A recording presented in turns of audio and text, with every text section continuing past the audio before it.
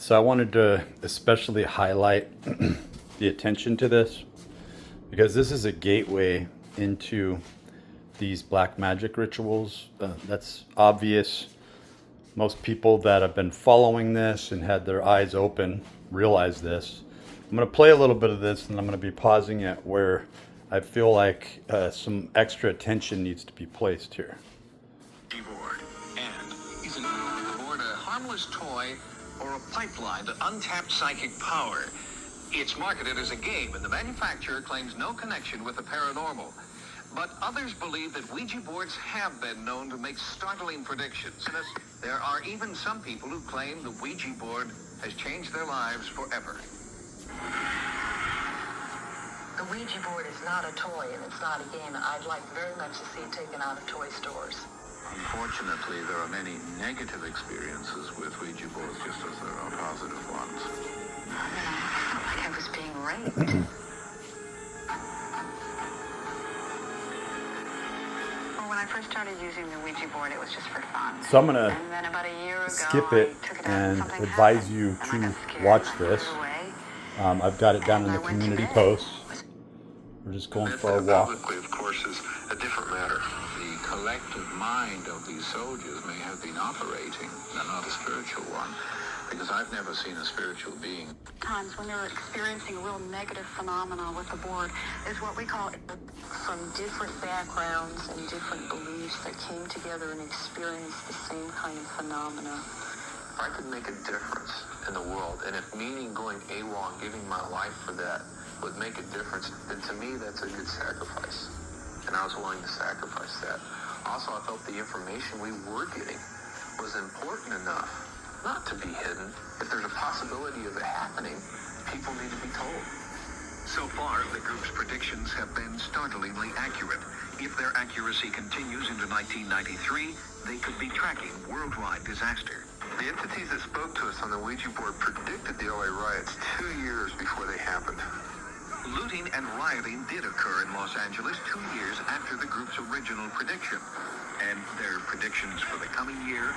Future predictions the entities made to us included a major earthquake in California in 93 with a magnitude of approximately 8.3. A major earthquake in Seattle in 93, which will trigger the eruption of Mount Rainier.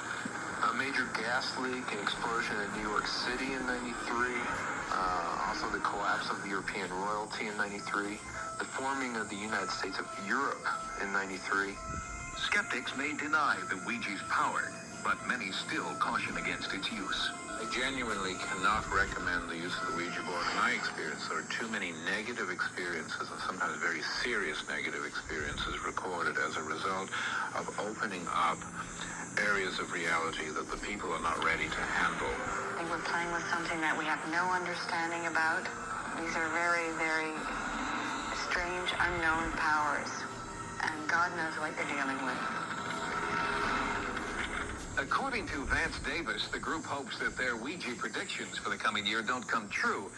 If they should come to pass, the group believes that it will signal 6 years of cataclysmic change.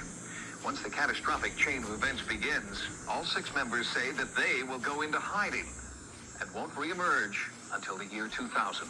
Why do you want to bring back?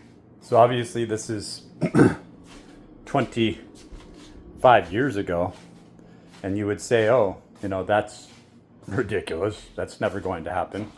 But what I want you to pay attention to is the World Trade Centers, the global wars, where we're at right now, is that this thing requires an immense amount of sacrifice. And what I think is there's like this petulance, this capitulation, this outright supplication that has occurred with our government to where people thought they were being heroic by staving off an inevitable decimation scenario, right? But in fact, they ended up showing up empty and losing their souls over this, because what it requires you to do is it requires you to come into a place of power, right? And to, with great hubris, take on this throne, take on this place of power, right? Like this guy is doing right here, the Nestle CEO that became the head of the WEF, right?